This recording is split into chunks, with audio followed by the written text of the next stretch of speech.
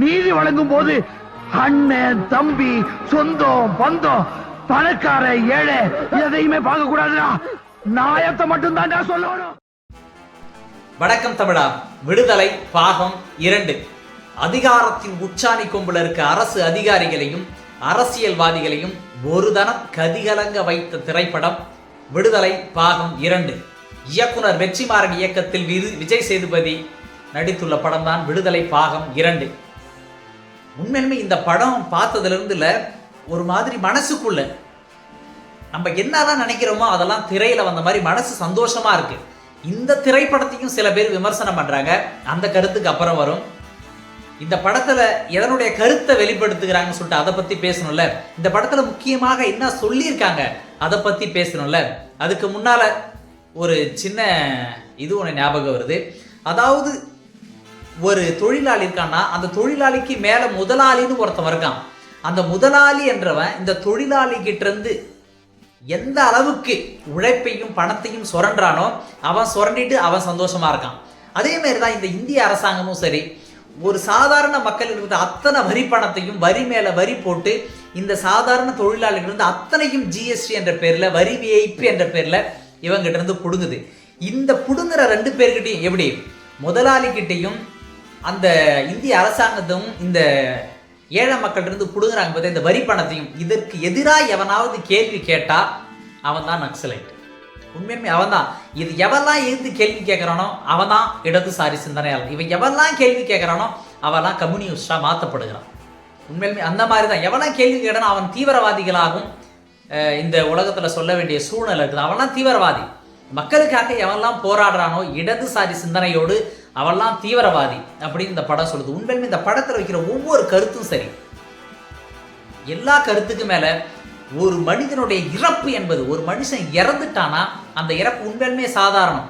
ஒரு மனுஷன் சாவலாம், ஆனால் அவன் உருவாக்கிய சித்தாந்தம், அவனுடைய செயல்பாடுகள், அவன் உருவாக்கிய தத்துவங்கள் ஒருபோதும் மறைவதில்லை. விடுதலை கடைசியோடைய சீனுடைய தத்துவமே அதான்.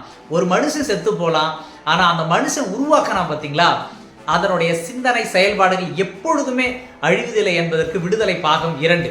இந்த படம் ஒரு முன் உதாரணம். அடுத்தது புழு சட்டை மாறனும் இந்து மக்கள் முன்னணி கட்சி செயலாளரும் ஒருத்தர். இவங்க 2 பேரும் ஃபர்ஸ்ட் புழு சட்டை மாறன். இவர் இந்த படத்தை என்ன எடுத்து வச்சிருக்காங்க, ஆட்டின செக்கிய திருப்பி ஆட்டி வச்சிருக்காங்க அப்படின்னு விமர்சனம் பண்றாங்க. உங்களுக்கெல்லாம் கேவலமா இல்லை? ஒரு படைப்பு எடுக்க அவன் எவ்வளோ கஷ்டப்படுவான். மற்றவனை தரம் தாழ்த்தி தான் அந்த காசுல நம்ம வாழணுன்றது உண்மையுமே இது கிடையாது. அரசியல்வாதி விமர்சனம் பண்ணுங்க, எதை வேணா பண்ணிட்டு போங்க, ஆனா அவன் ஒரு படம் கஷ்டப்பட்டு எடுக்கிறான். அவனுடைய வாழ்த்தெல்லாம் எவ்வளோ ஒரு இடதுசாரி சிந்தனையாளர். அந்த விஜய் சேதுபதி அம்மனமா உட்காந்துருக்காரு. என் சட்டையெல்லாம் கழட்டிட்டு என்னை அடிச்சு நீ சேர் மேல உட்காந்து நான் கீழே உட்காந்தாதான் உன்னுடைய அதிகாரம் உனக்கு தெரியுதான்னு கேட்கிறாரு. அங்கேயே படம் முடிஞ்சிருச்சியா? இதெல்லாம் நீங்க வச்சு புளு சட்டை மாறன் பார்க்க மாட்டாரா? இல்ல இந்த சிந்தனையோடு அந்த படத்தை பிஜேபி காரனை விட மோசமா இருக்காரு. இருக்கிறதுலே மட்டமானவங்க பிஜேபி காரங்க. அந்த மட்டமான காரணங்களே முக்கியமானவங்க யாருன்னு கேட்டா புளு சட்டை மாறனா இருக்காரு. இடதுசாரி சிந்தனையோடு இந்த மக்கள் ஒற்றுமையா இருக்கும், அனைவரும் ஒற்றுமையா இருக்குன்னு சொல்லிட்டு அந்த சிந்தனையோடு வெற்றிமாறன் படம் எடுத்திருக்காரு. அதை போய் நம்ம இந்த அளவுக்கு மட்டமா பேசுறோமேனு உங்களுக்குலாம் அறிவுலாம் இல்லை. அடுத்தது இந்து மக்கள் செயலாளர்னு ஒருத்தவர், அவர் போய் வெற்றிமாறன் எடுத்துள்ள விடுதலை பாகம் 2 தடை பண்ணணுமா? ஏன் சொல்லுங்க? இங்க இருக்க மக்கள் பல்லன், பறையன், தேவன், அருந்ததியினர், ரெட்டியாரு, செட்டியாரு, கோணாரு, வண்ணாரு, செக்கிலியாரு எல்லாம் ஒன்னாயிருங்க அப்படின்னு சொல்லிட்டு ஒரு படம் எடுத்துட்டாரு. நீங்க எப்படி எங்க இந்துக்கள் மனசு புண்பட்டுச்சுல்ல, நீங்க எப்படி அந்த மாதிரி ஒத்துமையா இருக்க சொல்லலாம் அப்படின்னு சொல்லிட்டு ஒரு கோவம் வந்துருச்சு பழகுது. வடதுசாரி சிந்தனையோடு போயிட்டு கமிஷனர் ஆபீஸ்ல கம்ப்ளைண்ட் கொடுத்துருக்காரு. யார? வெற்றிமாறனை கைது பண்ணும். டேய், அவர் எதுக்காக படம் எடுத்திருக்காருன்னா நீங்கெல்லாம் ஒத்துமையா இருக்கணும்டா, இன்னும் சூத்திர சிந்தனையோடு இருக்காதீங்கடா அதுன்னு சொல்றதுக்காக தான் அந்த படம் எடுத்து வச்சிருக்காரு. இன்னும் ஒரு மடி மேல போயிட்டு அந்த ரோட்ல ஒரு பிணம் எடுத்துட்டு போவாங்க, தாழ்த்தப்பட்டவனுடைய பிணம் போவோம்.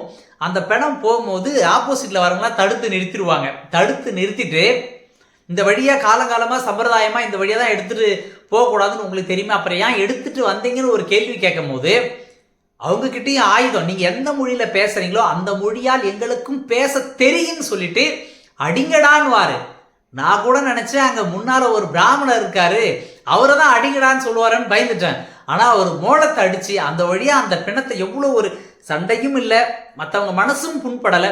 அந்த அளவுக்கு ஒரு அருமையான படம் எடுத்த அவரை இந்து மக்களுக்கு எதிராக படம் எடுத்துட்டார் அப்படின்னு சொல்றீங்க. இந்து மக்கள் ஒற்றுமையா இருக்கணும், சாதியின் அடிப்படையில் பிரிந்து கிடக்கின்ற பல்லனும் பறையனும் வன்னியனும் படையாச்சியும் தேவரும் கோணாரும் இவனுங்களாம் ஒத்துமையா இருக்குன்னு சொல்லிட்டு தான் வெற்றிமாறன் படம் எடுத்தாரு.